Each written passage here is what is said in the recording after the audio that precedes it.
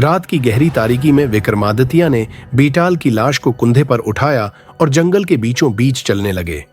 अचानक बीटाल हंसते हुए बोला, विक्रम, क्या तुम्हें मालूम है कि एक बादशाह ने अपनी मौत खुद अपने हाथों से कबूल की? विक्रम का तजस्सुस बढ़ा, मगर वो खामोश रहे। बीटाल ने कहानी शुरू की।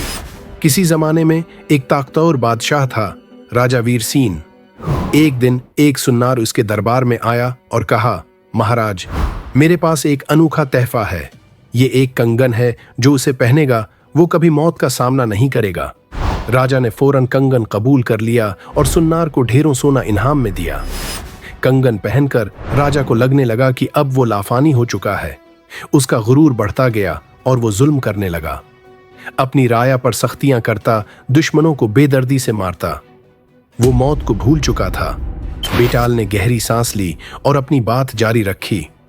लेकिन कुछ दिनों बाद राजा ने अपने दरबार में एक ख्वाबगाह तामीर करवाई, जिसमें वो अकेला ही रात को सूता था।